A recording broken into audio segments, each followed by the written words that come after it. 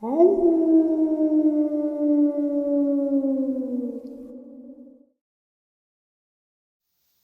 and salutations, everyone. I hope everyone is still doing well, and welcome to today's bonus upload. Before we jump into it, a couple links. As many of you know, I rely on Patreon, PayPal, channel membership, and the merch to help the channel to continue to grow and go. Links to Patreon, PayPal, and channel membership is in the description below. Merch displayed directly under the video. Also, Dogman Frightening Encounters, Volume 1 through 3, the audiobook versions. They were written and researched by Tom Lyons, narrated and produced by me, Jeff Nadolny. Those audiobooks are available on Audible, Amazon, and iTunes, links to which are also in the description as well. And finally, last but definitely not least, if you'd really like to help support the channel to continue to grow and go, simply subscribe. It does not cost a cent. Click the like button, takes half a second. If you don't want to miss out on any of the informative uploads I put out daily, click that bell icon, and folks, please leave a comment. Why? Well, because all of these things really do help the channel to continue to grow and go, and folks, they definitely do matter. Now, everyone, I have taken far too much of your time. Let's jump in to today's bonus, shall we? Today's first encounter. From 1998 to 2001, I lived in a small craftsman-styled home in the Laurel Mountains of Pennsylvania, not too far from Frank Lloyd Wright's Falling Water. The home had a twin next door that was built at the same time. By the time we bought our place, the one next door had been remodeled and expanded so extensively that it was unrecognizable. The story goes that the property belonged to two brothers, and the brother whose house ended up getting a makeover had two sons. Here's the fishy part, which I personally don't buy. Our neighbor in the other house told us the two boys were werewolves. I didn't know this part of the story until my husband told me later on, after we had both experienced some strange things, which I will elaborate on in a moment. When he told my husband about this, he invited him in for a tour of his home. During the tour, he pulled back the carpet to show my husband a stone pentagram, which was built into the slate of the foyer floor. Another fact that was not relayed to me until later. A month or so had passed, and we got a really sweet rescue dog, a Sheltie. She was perfectly friendly, normal, and protective over my 7-year-old daughter. But over the following months, she started doing some strange things. I'd get up in the middle of the night to find her growling down the stairs at something. During the day, as I was watching television or working in my studio, I'm an artist, she would stand between me and the doorway to the dining room and growl for an inordinate amount of time. Over the months, she began to get a little unpredictable. She would wet on the carpet, which she had never done up until that point, and eventually she bit me. By that point, I was pregnant and scared to have a biting dog around the baby, so I took her to the SPCA. During my pregnancy, I started sleeping in another room away from my husband. He snored like a freight train, and it was hard enough to get rest being big and pregnant. One night, I woke to something crawling up from the foot end of the bed over my feet and legs. I couldn't see anything, and I was so terrified I couldn't even scream. I was able to put a hand up and grab the headboard. This was an old rickety double bed my mother-in-law had given us for our spare bedroom, and I slammed it against the wall repeatedly. With that noise, I was finally able to scream, and whatever was on my legs disappeared. I ran to the hall to find my husband running to meet me. He asked me what had happened, and I didn't know what to say. That winter, a few months after the baby was born, I was sleeping in that room with the baby, who was in a crib. My mother was visiting, and we all had been enjoying the evening. Sitting in front of our fireplace, the whole house was warm and toasty when we went to bed late that night, probably midnight. At about 2 a.m, I woke up to the baby screaming, and when I tried to get up, I was so ice cold I could barely move. My mom and husband heard the baby screaming and came into the room to see what was wrong. My husband said, "Why the hell is it so cold in here?" The door was open the whole time. My mom took the baby out of the room, and my husband helped me out to the hallway beyond the open door, and the hallway and the rest of the house was still toasty and warm. Thank God we ended up moving that following summer. But before we did, my husband said he had talked to the neighbor about our experiences. And he said, oh yeah, the two werewolf boys' father had killed them, and then himself and the boys' ghosts roamed the two properties. Today's second experience is a subscriber submission. Hey Jeff, I'd like to share with you some local Louisiana lore. Have you ever been to a swamp or a bayou? How about a sugarcane field or another farm? If you have, did you feel safe there? And if you haven't, would you? For people growing up in Louisiana, these types of places are not uncommon. They can easily be the scene of a relaxing picnic spent staring up at the sky, or a favorite spot for your children to run and play. But some people swear by avoiding them. They say they sense a danger in them that most people just don't.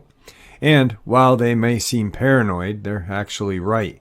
You see, Louisiana's woods and wetlands are bright and lively during the day. And their beauty really is second to none. Running through a sugarcane field with friends till you get lost is otherworldly, especially with the cool breeze blowing over you. I'd say everyone who can experience these things should do so at least once in their lives. Once the sun goes down, though, it's a different story.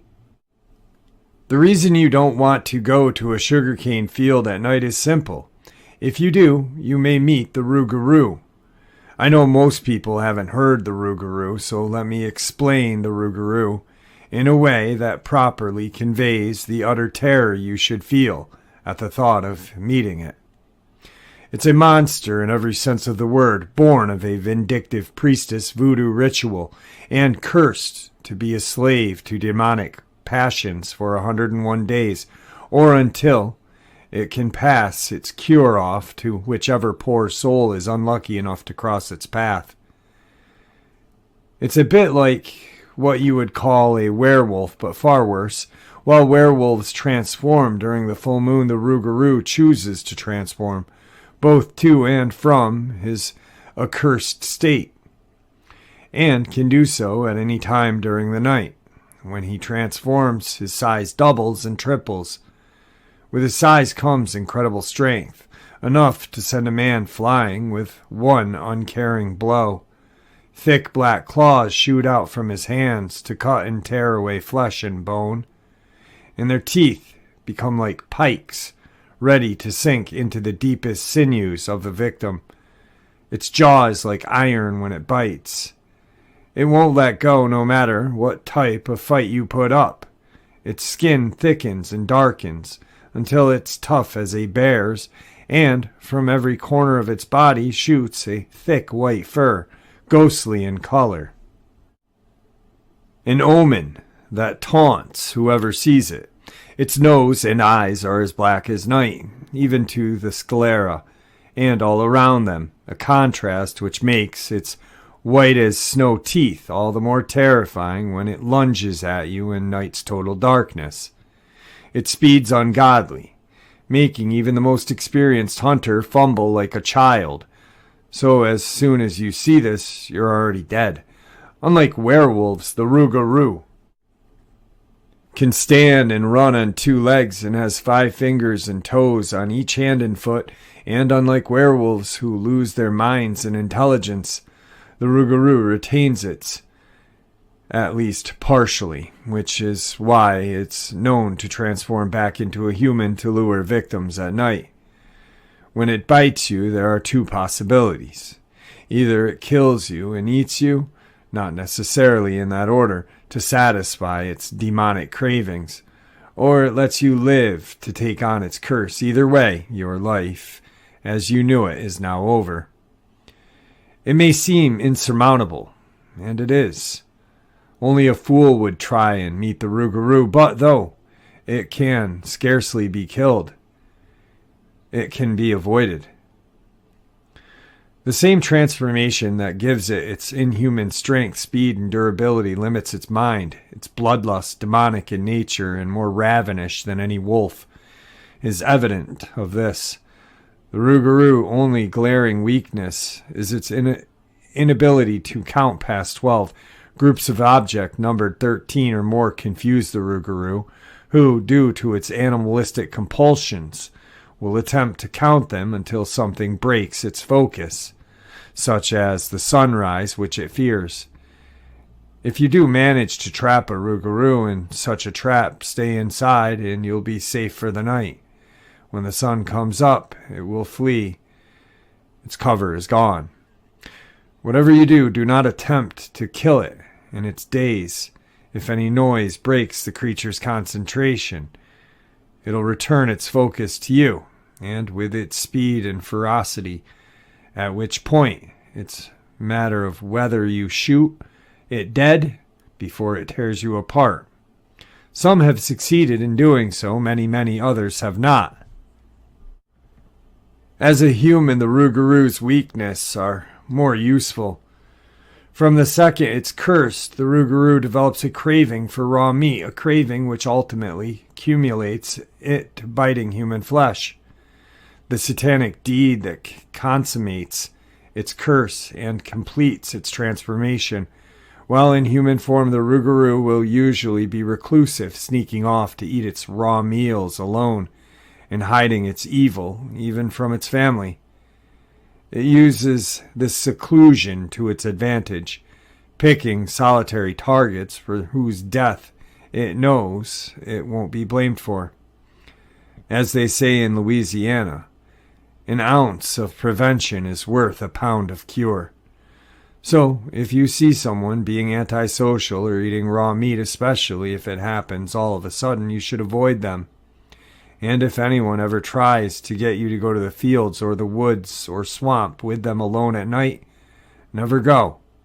If you suspect someone of being the Rougarou, don't let them know. Otherwise, you can find yourself in danger. Just warn your family and loved ones and give them the same advice. Fortify your home with groups of 13 or more items. Get a gun, but pray you'll never have to use it. Make sure to get a large enough round to kill it with one shot, something like a 30-06, 12 gauge, or 44 Magnum. When you kill a Rougarou, its body will stay in its grotesque form, meaning no one will accuse you of murder. This is one of the two ways to get rid of the Rougarou. Admittedly, it's the rarest way. The more common way is to outlast the creature. The Rougarou can rid itself of its curse by biting another person without killing them, something its bloodlust makes it hard to do. However, if 101 days go by and the Rougarou has neither died nor passed on its curse, the curse will be lifted, and humanity will return to the beast. Its cravings for flesh will disappear, and its scheming mind will scheme no more. Still, scars will remain. The Rougarou may never be able to function in society again, and few people will trust it, if they have suspicions. If you do manage to kill the Rougarou who bites you before they die, the curse passes on to you. At this point, their body will revert to human form, and the 101-day cycle will begin anew. So there you have it. While the woods and wetlands of Louisiana may be beautiful and serene in the daytime, they're the last place you want to be at night. Make sure to stay far away from them, lest you meet the Rougarou and your end. Jeff, I myself have never seen a Rougarou, but my grandmother and my great-grandparents all have said they had. I truly believe that these creatures exist, and I say creatures even though they have human form. When they transform, they turn into a creature. Please stay safe, and thank you for all you do. God bless. And the next part of the upload is a video that I would like you guys to see. It's been kicking around for a little while now. People are claiming this is a Dogman, and Well, I'm going to let you watch the video, and then I'm going to share with you my thoughts on this juvenile Dogman.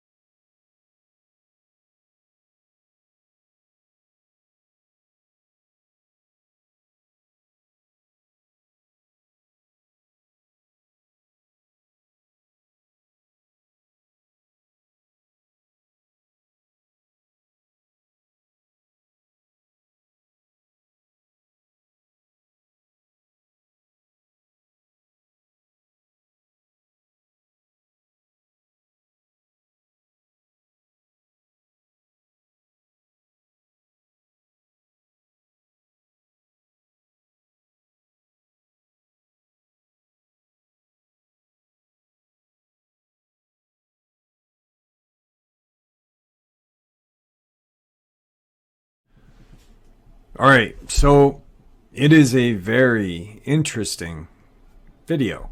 I will give it that. Now, the other day, or about a week ago, I looked at the video, or excuse me, the photo from a video that apparently no longer exists per the Amarillo Zoo, of the air quotes creature outside of their fence, outside of their zoo. And well, for me, I debunked it. I believe I debunked it. And I don't buy this video either. Now, some people may say, Jeff, what are you doing? Why are you turning on the community like this? This is unbelievable footage. This is amazing. God, how can you not see that this is a juvenile Dogman or a Dogman or whatnot? Well, when I watched the video first, I will admit I was intrigued, I guess. But then I watched the video a couple different more times and started looking at little details in the video itself. Now, with this video, I find it fascinating that whoever shared the video never let anyone know where it came from. And when people see a video like this, and it's titled Dogman, they immediately think that it's a film or that it comes from the States. I actually had 10 subscribers. I showed 10 random subscribers that I picked randomly and showed them all this video and asked them where they thought it was from. And all 10 said the States. It's Surprisingly enough, guys, the video is from Australia. It's interesting how the title, or there is no mention of the video coming from Australia. What's in Australia but kangaroos?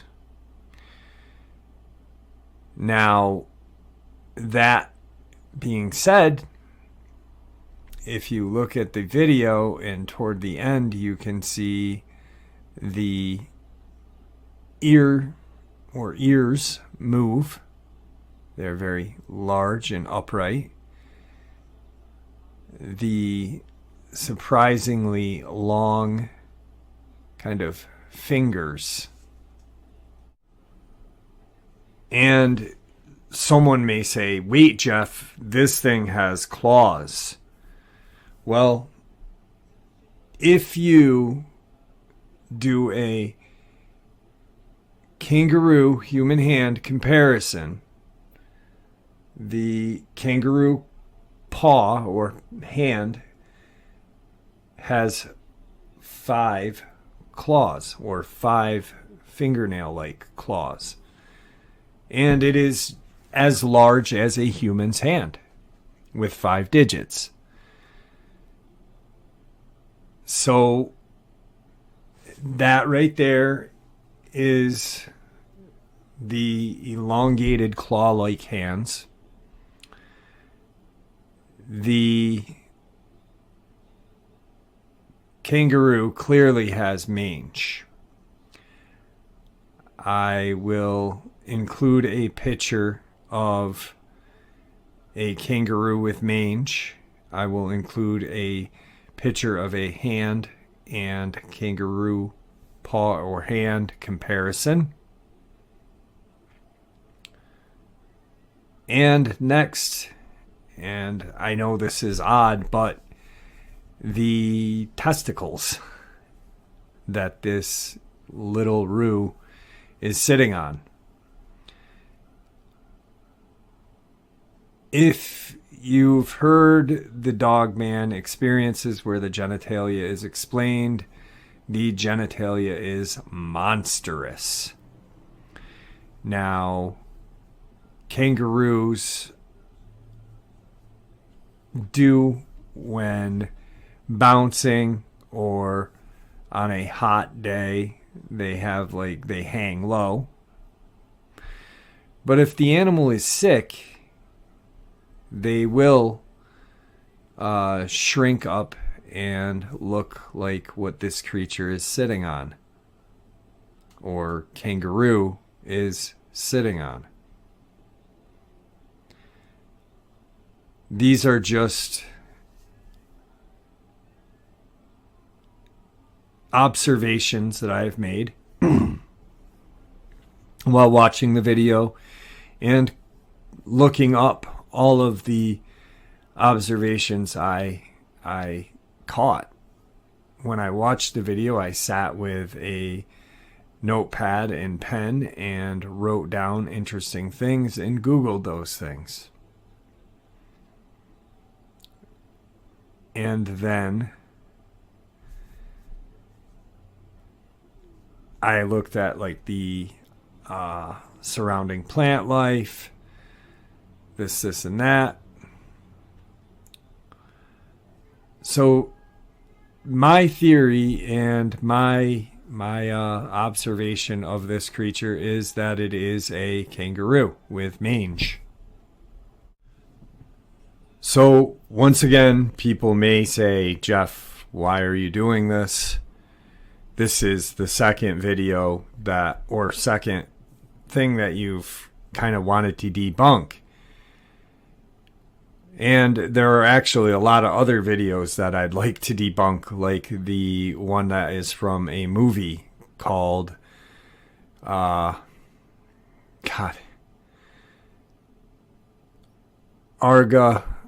de Lobos. But let's just stay on to this video for now. The reason why I'm doing this is because it is videos like this that come out and that someone sees who is a zoologist or, whatnot, can clearly debunk it and make us look like fools, which we are not. We're already looked at like we have two heads because we know and believe, or we believe and know, however you want to put those two words together. I know for a fact, because I saw one, that these creatures exist on Earth. But because we know or believe these things exist on Earth, we are looked at like we have two heads. We are laughed at.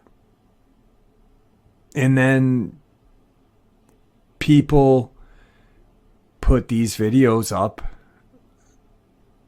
and claim they are dogmen. And it doesn't do the community any good, actually. What it does is it does more harm than good. It really does, because then we're laughed at even more. And then it's like the people will say, hey, if they believe that, what won't they believe? This is truly, truly a kangaroo with mange. It is sick and dying. Now, I know some people will be like, no, that's Dogman. Okay, if that's what you want to believe, then believe that. But I myself am not. We have to be careful on the videos and photos that we look at. I've seen photos that someone says there's a dogman in the photo. And if you look at the photo, break it down, use some really good computer imaging or software to break down these photos, all they are is pareidolia, which is, everybody suffers from it occasionally. These things are elusive. They exist, but they're elusive. But it's videos like this and other photos like the Amarillo, Texas one that really do more harm than good. And I think that it's time to really break these videos down, pictures down, look at them, examine them almost through a microscope, like I did with this video. Like that bush that it's in front of is an aniseed myrtle. They only grow in Australia. So I don't know. I don't know if this will make people upset, but I know that this is my breakdown of this video, and I call hoax. There's a video that there's a dogman. It looks like it's on a medical table, breathing. It's from a movie called Arga de Lobos or whatever. And it's things like that that really, really cause more harm than good. So I'm sorry if I offend anyone with this, but I just think that if we want our community to be taken seriously, we can't just accept random BS. And if we do, we at least have the courtesy to look at them and really examine them and break them down and try to debunk them. Like ghost hunters. What do ghost hunters do? A true ghost hunter will debunk. And what he can't debunk, or what they cannot debunk, they then will... it then will be qualified as a haunting. And I think that's what we should do with this. We need to be taken serious. These things have existed. We know they exist. We know UFOs exist. It was only 20 years ago when people were laughed at because they believed in UFOs. And now the government is telling us straight up they exist. Anyway, let's move on. And once again, if I offended anybody, I apologize. And tonight's third experience. I'm half Navajo. For years, I lived my life on the Navajo Nation res in a small town called Shiprock in New Mexico. My Native American side of my family always warned us to be careful at night. My grandparents would always tell me stories of shape-shifting witches who could curse you, kill you, or mess with you. They called them skinwalkers because they would take the skin of dead animals and wear them to change into an animal or something in between a human and an animal, not a werewolf. I never believed in it, really. I'm only half Navajo and light-skinned, so I was never treated the same by most people here, so I drifted away from the culture and thought it wasn't for me. So if you are a skeptic, that's fine. I was also until I came face to face with things I cannot explain. So it was around summer this happened when I was in high school, about 6 to possibly 8 years ago. I would have been 15 to 17 then. I used to hang out with a group of guys who liked to do a lot of delinquent type stuff. You know, smoke cigs, stay up all night, all the guys playing video games at somebody's house. Then at 3 a.m., if we felt like it, we would go and sneak out to Paradise. I know it sounds like an ironic name. It's basically a giant metal pipe that carries irrigation water to all the farms. But really, it was also a spot for kids to drink or get high in the evenings. However, the place did have a scary history of kids and adults who drowned or died in the night. But I always thought those were urban legends. At 3 in the morning, that was our time. We as boys would test one another to cross this pipe, sort of an initiation to see how far you could go. We usually could go all the way across. Now keep in mind the pipe goes well over 3 stories high, and it's also wide. I'd say it's as wide as an average car, and we would walk this thing for kicks in a group of 9 at 3 in the morning. So one morning, me and my small group of friends were driving around bored at 2 a.m. wanting to spook each other. So I said, let's go to Paradise and walk the pipe, as most of these friends I was hanging out with had never done anything like that. They agreed to get pumped up on energy drinks, and we drove out there. It was quite quiet. The sky was dark and the night was cold. The boys with me were Michael, Cordy, Tommy, and Theral. Now, Theral was the driver because he had the car and his family were pretty well off, so he really never had to worry about cash. We got to the place and he didn't want to go, said his parents were traditional, and he wanted just to chill in the car. Basically, he wanted to text some chick, I'm sure, without us bugging him. I told him it's fine to keep the car locked and running in case we see something scary. Then me and the other boys went on without him. I remembered we noticed a sheep or a goat skin placed flat off to the right, just as we were starting to get on the pipe. We all noticed it looked strange, and I remember someone commenting it looked like a ritual sacrifice. Michael said something about a pentagram, but I wasn't sure if he was just joking or serious. But I thought they were just trying to scare each other. As we got onto the pipe, a few of the guys were scared and asked me to take the lead. As we crawled, I I'd say a quarter of the way on the pipe, talking and laughing.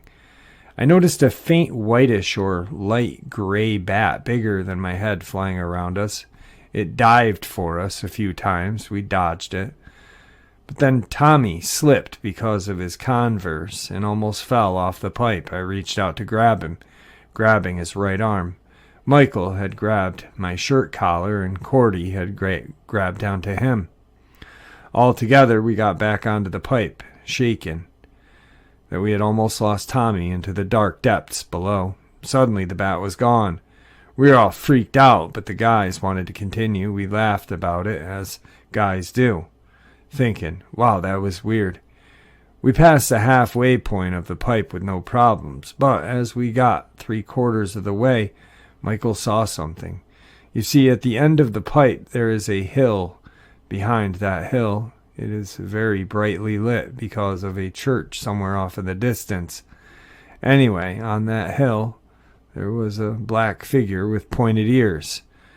A dog silhouette. Now, Michael was a tough guy, and he yelled at the thing, saying, "I'm not scared of you." Then he tossed a few rocks in his pocket. One rock hit the pipe. The shadow silhouette dog stood up on 2 legs like a person. We were all freaked out, jaws dropped. Then Cordy said, "Look at another one to the left." Tommy said, "There's another to the right." So 3 silhouettes of pointed dog-eared people on the hill. I told them to back up so we could get back to the car. The things to the right and left of the hill started to move down the hill towards us. Now there's just one standing guard on that hill.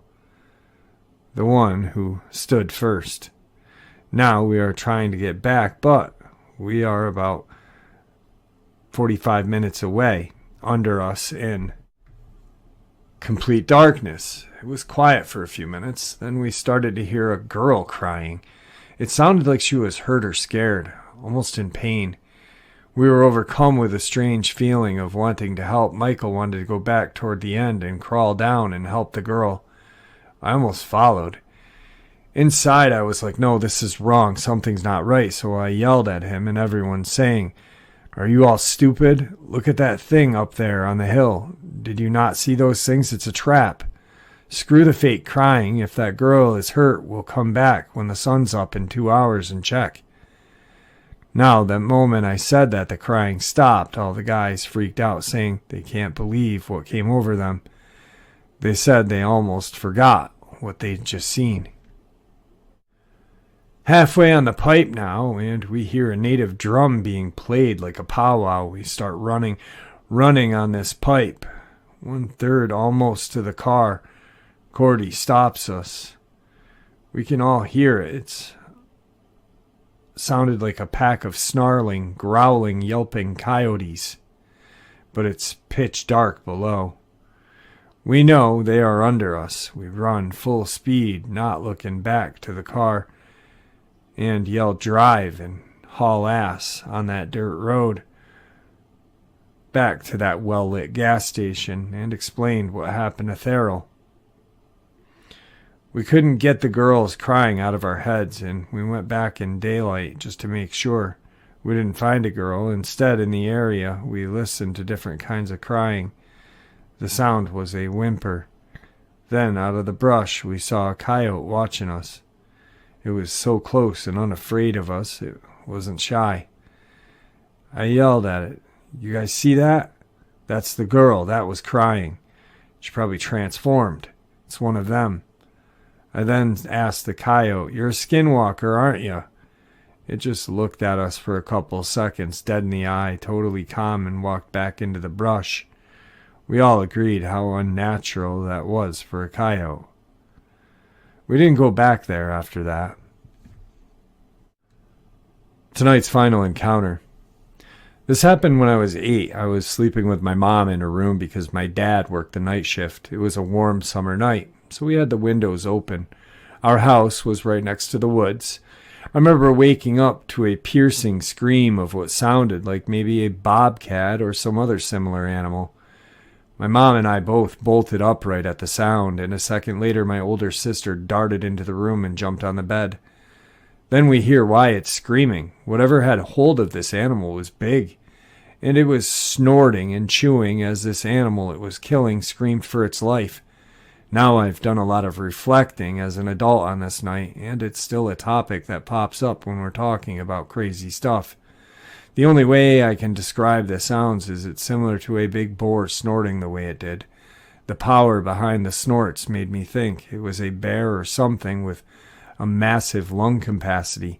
After about a minute of sitting frozen on the bed, we made our way to the window to peek outside and see if we could catch a glimpse of what the hell was eating this animal. We couldn't see anything in the darkness of the woods, but we could hear clear as day the chomping of the predator and snapping of bones of its prey. It was just past the tree line, maybe 20 yards away, but it was so loud it could have been directly below the window, and it lasted a solid 10 minutes. When it finally stopped chewing, that was it. We never heard it walk away. It was like it had killed something, ate it, and disintegrated into thin air, or stood there and watched us. It was silent, and so were we for a long time, just listening to nothing, too afraid to even breathe. It's an eerie feeling when the forest is silent. You could have heard a pin drop. This thing had to have been huge. I can't stress that enough. A bear we would have heard roaming about the brush afterward, same as any other large predator like a mountain lion. We have no boars in Pennsylvania, and it didn't sound like any of these things, though. I have since seen and heard the likes of those animals, and nothing I have ever heard sounds even remotely close to what we heard that night. But that's not even the weirdest part. The next morning we told my dad what had happened, and we all went scouring around the area where we heard this take place. Just inside the tree line, there wasn't a single twig out of place, no evidence of a scuffle, print, carcass, not even a drop of blood, absolutely nothing. With the amount of brush and how large this thing sounded, there should have definitely been some kind of remnants. There was nothing. So, what the hell? Was it a ghost bear? Bigfoot? Dogman? I really couldn't tell you, but I never ventured too far into the woods after that night. Weird crap happens in the woods at night. Piece of advice: when the forest goes silent, make like a tree and leave. Well, there you have it, folks. Today's bonus. I hope you all enjoyed it as much as I enjoyed sharing it with you. I'd like to thank you all for supporting the channel. It is, after all, your support that keeps the channel growing and going, and honestly, what gives people a chance and a place to share their experiences and theories judgment-free. Just simply treated with the respect that we all deserve. Thank you. Please stay safe, happy, healthy, and ever vigilant, keeping an eye on our children, pets, family, and friends. These creatures are real. They are out there and they are dangerous. Share this information with those you love and care about, and it may just help save their lives someday. Until next time, never stop asking questions. Never stop searching for the truth. And God bless.